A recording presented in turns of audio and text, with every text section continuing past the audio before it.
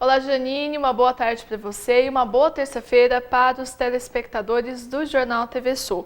Hoje no quadro Entenda Direito nós vamos falar sobre uma determinação do Supremo Tribunal Federal que decidiu que presos que foram julgados em segunda instância deverão ser presos. Isso já está sendo percebido nas prisões do Gil Rugai, dos médicos, da máfia dos órgãos em Poços de Caldas e também do ex-senador Luiz Estevão. E para a gente explicar um pouco melhor sobre isso, eu recebo o advogado César Tadeu Dias. Doutor César, seja bem-vindo ao Entenda Direito. Boa tarde, Carol. Boa tarde, telespectadores. Bom, doutor César, por que o Supremo Tribunal Federal teve esse entendimento? Olha, isso já existia. Na verdade, nós temos um julgamento em primeiro grau de jurisdição, por exemplo, aqui em Guaxupé, e daqui nós temos que recorrer obrigatoriamente para Belo Horizonte, para o TJ, Tribunal de Justiça de Minas, e assim é todo o estado. Da decisão do TJ de cada estado, existe um recurso especial para o Superior Tribunal de Justiça ou recurso extraordinário para o Supremo Tribunal Federal. Bem, o recurso de primeiro grau de jurisdição, que seria de Guaxupé, por exemplo, para Belo Horizonte, ele é automático. Você pode recorrer e o processo vai ser revisto. Esta revisão ela é prevista na Constituição.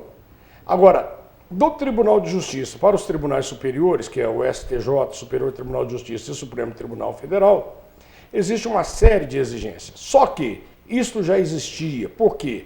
Porque do TJ de cada estado para o STJ ou para o STF, não existe o chamado efeito suspensivo. Tá? Então o tribunal automaticamente, assim que ele decidia, se o caso fosse de reclusão, regime fechado, o tribunal por si já mandava expedir o mandado de prisão. Ou quando o processo retornava para a comarca de origem, que é Guaxupé, então no caso ele vai e volta, aqui o juiz já mandava prender. Eu tive um caso, por exemplo, o juiz mandou prender. Eu impetrei uma ordem de habeas corpus e suspendeu essa prisão. Então vejam, para você conseguir o efeito suspensivo, havia necessidade de um habeas corpus. Então essa prisão ela já existia, já existia essa previsão da prisão. Isso então só está afetando esses réus com dinheiro, né? No caso do Gil Rugai, no caso também dos médicos da máfia dos órgãos. Sim, e essa prisão agora ela está existindo para o rico. Por que eu digo isso? Porque aquela pessoa que não tem muito dinheiro, ela recorre até Belo Horizonte, até o Tribunal de Justiça. Daí para frente, até chegar em Brasília, além de ser complexa a subida deste processo, vamos assim dizer, para os tribunais superiores, além de ser muito difícil, precisa ter dinheiro. Por quê? Porque precisa de um advogado acompanhar em Brasília, né? Então você veja, a maioria dos presos deste país já estão presos diante da decisão de segundo grau de jurisdição, diante dos tribunais de justiça. Então nós temos 3 casos, né, que você citou. Uhum. São pouquíssimos casos, então isso aí só vai prejudicar o rico, de verdade. Né?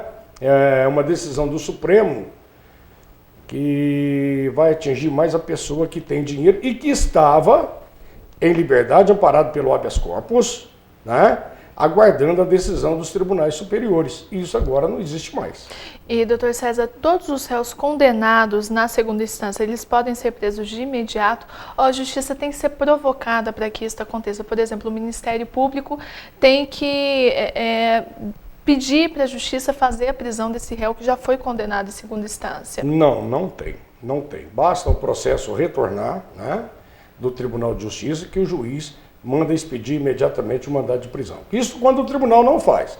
Olha, eu me lembro de um jogador de futebol famoso, ele atropelou 2 pessoas no Rio de Janeiro, matou, ele foi condenado em primeiro grau de jurisdição pela Justiça do Rio, foi condenado depois pelo Tribunal de Justiça do Rio de Janeiro, ele ficou foragido. Neste intervalo, o advogado impetrou uma ordem de habeas corpus perante o Superior Tribunal de Justiça.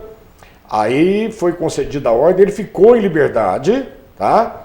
E no final ele acabou sendo beneficiado lá pelo STJ e não aconteceu nada com ele. Então, o Tribunal de Justiça acabou com isso. Quer dizer, o habeas corpus, neste caso agora, é inócuo, não tem sentido mais. Então, você vai impetrar uma ordem de habeas corpus e a ordem vai ser denegada.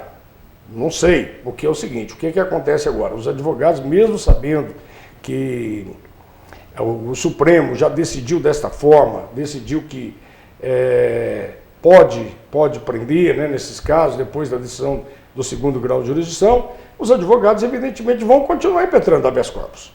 Porque nós temos, a votação no Supremo, ela não foi unânime, né?